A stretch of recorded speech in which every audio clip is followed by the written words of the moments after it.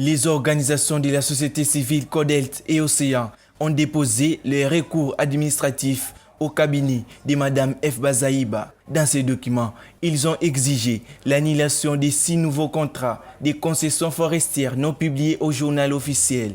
Cette action commune s'inscrit dans le cadre de leur campagne « Plus jamais ça ». À en croire les conférenciers, ces terres représentent 1 357 296 hectares attribués à la société Tradlink SAR. La révélation de l'existence de ces 6 autres concessions a été faite à Kinshasa. Les 6 concessions qui ont été attribuées sont localisées dans 2 provinces principalement. La province de la Chuapa, qui relève de l'ancienne province de l'Équateur, et la province de la Chopo. Il y a 4 pour la Chuapa et 2 pour la Chopo. Et ensemble, les 2 concessions représentent environ 1 400 000 hectares.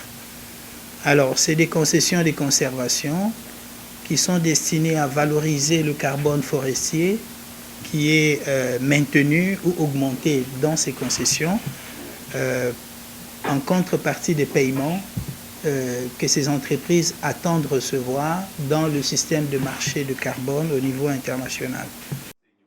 Selon Augustin Pouy, les conseillers techniques principaux des CODELT, ces concessions sont attribuées dans les conditions les plus controversées et illégales face aux éléments de légalité du pays, notamment les moratoires, par les décrets numéro 5/116 du 24 octobre 2005 qui suspend l'octroi des nouvelles concessions forestières.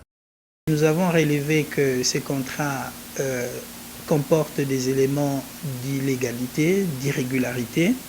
Pour l'attribution des concessions de conservation, il y avait des éléments qui auraient dû être au préalable vérifiés par le ministre sortant, mais qui ne l'ont pas été.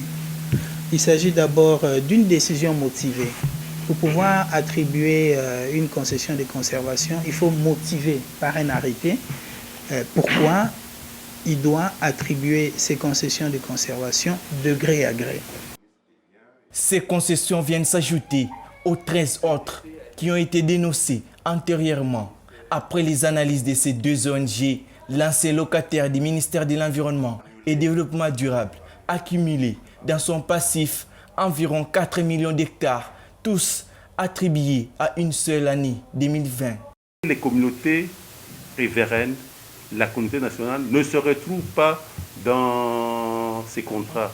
Nous voudrions que ces contrats soient purement et simplement retirés, afin que nos communautés puissent jouir des ressources naturelles que Dieu les a données.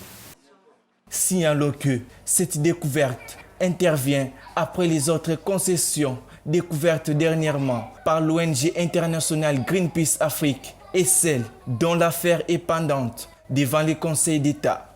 Les autres concessions forestières octroyées par l'ancien ministre de l'Environnement, Claude Nyamugabo, sont situées à Maïndombe, à Chopo, Basoko, Bikoro et Bolamba. Elles ont été attribuées en violation de la loi forestière à 2 entreprises chinoises. Les ministères de l'aménagement du territoire, en collaboration avec les acteurs impliqués dans les processus de la réforme de ces secteurs, ont dégagé un consensus autour du projet de loi relatif à l'aménagement du territoire. Ces séances ont permis, durant des jours, à ajuster les inégalités autour du projet de loi et à harmoniser les propositions d'articles des différents acteurs impliqués. Nous avons passé le texte de la loi article par article dans ses préambules et toutes ses parties. Nous avons conclu avec un PV qui consacre ce consensus auquel sont arrivées toutes les parties prenantes, notamment la société civile et les équipes du ministère de l'Aménagement du territoire. C'est vraiment une échéance très importante et une étape très fondamentale que nous venons de dépasser. Les participants à ces réflexions ont examiné les tableaux synoptiques. À en croire les conseillers techniques des CODELT, la voie de ces processus de la réforme vient d'être balisée. On est arrivé à des compromis et je pense qu'on peut dire que nous sommes en train de converger vers une version consensuelle de la loi. Nous espérons garder le même esprit pour qu'au niveau de l'hémicycle, nous puissions faire valoir les éléments du consensus que nous venons d'avoir afin que demain, si la loi est votée, qu'elle soit véritablement consensuelle et qu'elle reflète, comment je peux dire, quelle est l'adhésion de toute la nation congolaise. Notons que les enrichissements proposés par les différents acteurs autour de ces travaux d'harmonisation seront transmis à l'Assemblée nationale. L'Agence congolaise de l'environnement a renforcé les capacités de ses inspecteurs sur le suivi d'inspection afin d'intensifier les plans de gestion environnementale et sociale de la RDC. Pour étendre sa mission d'évaluation sur les études d'impact environnemental, l'équipe de Kinshasa s'est vue être renforcée par de nouveaux agents. Ces séances de formation et de renforcement des capacités ont eu lieu le vendredi 4 juin à Kinshasa. Au jour d'aujourd'hui, on s'est attablé, on a insisté plus sur le comportement de l'inspecteur, l'éthique de l'inspecteur, comment il doit se comporter, quels outils utiliser. Parce que vous savez, nous faisons les inspections. Il faudrait qu'on puisse apprendre à prélever les échantillons qui puissent être finalement opposables à tous et que ces échantillons puissent être certifiés, n'est-ce pas, au niveau des institutions attitrées. Selon les responsables de cet établissement, ces notions sont jugées indispensables dans le travail au quotidien des sous-officiers des polices judiciaires à compétences restreintes. Vu l'ampleur de sa mission sur les territoires congolais, l'agence prévoit d'étendre cette formation auprès de tous les agents répartis dans les pays. Notre mission couvre l'ensemble du pays. À Kinshasa, en dehors de la direction générale, des directions provinciales ont été créées, une Kinest, une autre Kinouest. Et au niveau des provinces où nous sommes installés, les plus anciens, il y a quelques inspecteurs. Mais vu l'ampleur, n'est-ce pas, et la taille de la mission que nous avons, nous pensons que ces genres de formations devront s'étendre à travers le pays. Ces anciens et nouveaux inspecteurs n'ont pas caché leurs impressions d'avoir bénéficié de ces notions de base. De par nos missions, non seulement que nous sommes censés valider les études, mais nous sommes également censés suivre l'évolution et la mise en œuvre des mesures qui sont préconisées dans les études. Et sur ces faits, il est important pour nous d'être dotés des outils importants qu'on va devoir utiliser une fois sur terrain pour suivre les installations classées. Signalons que cette formation a été assurée par les laboratoires de l'Université pédagogique nationale. Elle sera sanctionnée par la prestation des serments des nouveaux officiers devant les procureurs de la République dans les jours à venir. Plusieurs acteurs de la société civile et les scientifiques ont autour d'un café des presses réfléchi sur comment mener une investigation sur l'état de la biodiversité dans le parc national de Virunga et ses environs pendant le moment du catastrophe provoquée et imposée par le volcan Nyiragongo dans la province du Nord Kivu. Daniel Mukubi, expert en diversité biologique du ministère de l'Environnement et du Développement durable, a par la circonstance précisé. On s'est concentré la plupart du temps sur les menaces anthropiques qui sont donc d'origine humaine, parce que ça c'est vraiment fréquent et ça c'est prévisible, on peut prévoir ça. Mais les catastrophes naturelles, la plupart du temps, sont imprévisibles. Alors l'éruption volcanique maintenant aujourd'hui a ouvert un champ d'investigation sur les menaces même de cette éruption volcanique sur la biodiversité, notamment du parc national des Virunga. Aujourd'hui, on est déjà en train de réfléchir même au cabinet de Madame le vice-premier ministre, ministre de l'Environnement et Développement durable, sur les impacts de ces catastrophes naturelles sur la biodiversité et comment prévenir cela. Donc ça fait déjà aujourd'hui objet de réflexion. Il n'y a pas encore assez d'éléments là-dessus, mais on est en train de réfléchir et de voir comment mener les investigations afin d'avoir des informations très concrètes. À en croire les organisateurs, les dernières prévisions concernant la biodiversité sont véritablement alarmantes et font état de déclin global sans précédent. Ces déclins ne concernent pas que la faune et flore, mais également les terres. D'où la nécessité pour chacun de s'investir, car, disent-ils, nous faisons partie de la solution. Des pêcheurs congolais ont été tués par un hippopotame non loin de Kiavinyonge, côte ouest du lac Édouard, le 7 juin dans la soirée. Selon les témoins sur place, les deux pêcheurs sont morts sur le champ. Leurs matériels de pêche ont été importés par les eaux et leurs pirogues ont été endommagées. Nous signalons que ces pêcheurs allaient dans leurs activités de pêche et du coup, les hippopotames ont attaqué la pirogue et les matériels de pêche, même la pirogue, ont été endommagés et nous signalons que des pêcheurs sont morts. Il est difficile d'établir la justice puisque le lac Édouard est une enclave du parc national de Virunga, une réserve naturelle de faune et de flore. Les habitants des environs de ce lac plaident aux autorités politico-administratives et à l'ICCN de calmer ces tueries perpétrées par les animaux.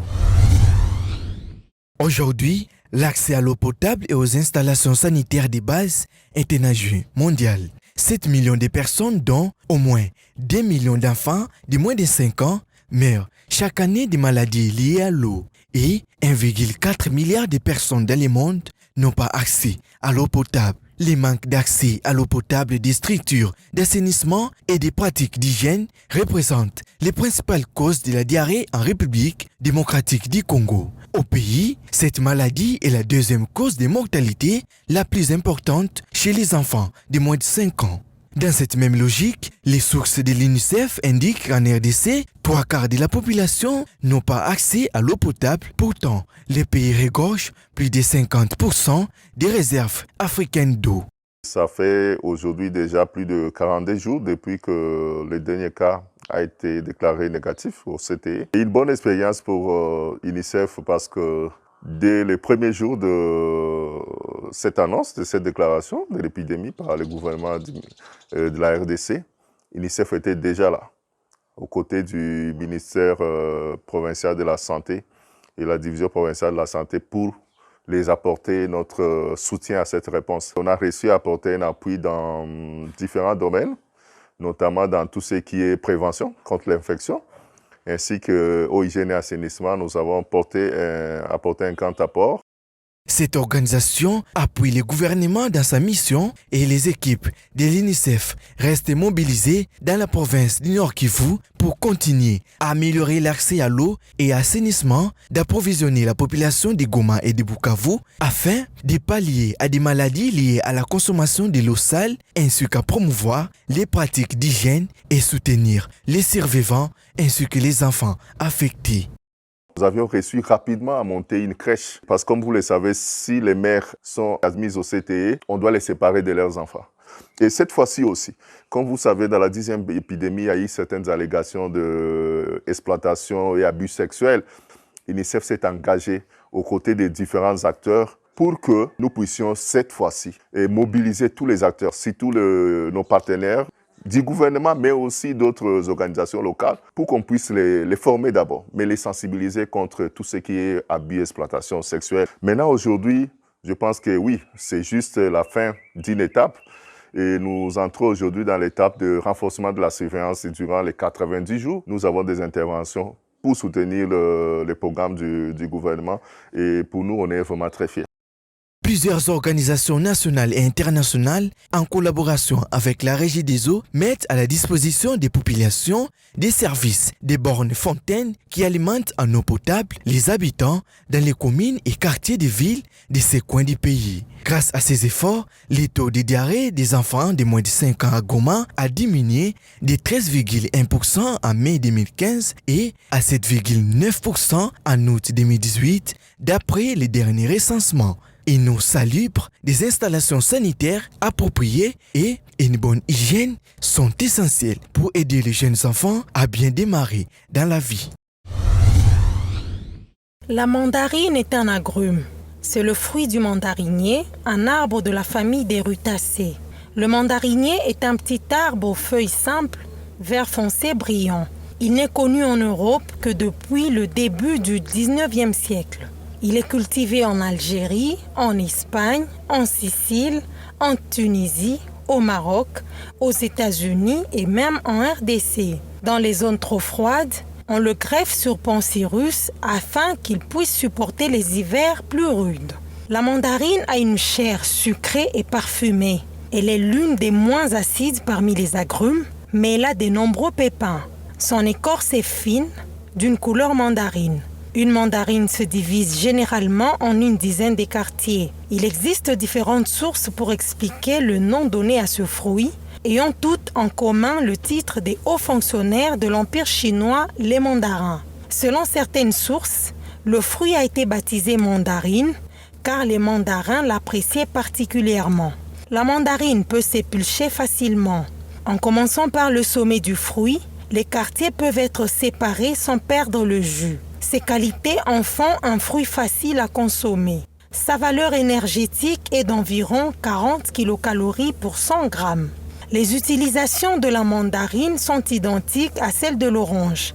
L'écorce et le jus sont utilisés dans les boissons comme les liqueurs et des jus, dans certains condiments, dans la confiture et j'en passe.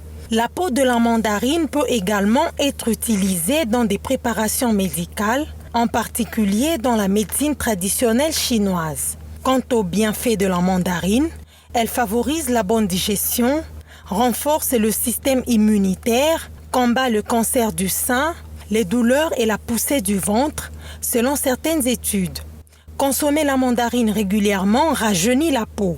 Le jus de la mandarine favorise la bonne digestion des nouveau-nés à travers l'allaitement. À Kinshasa, la mandarine se vend presque partout pendant sa saison à un prix très abordable.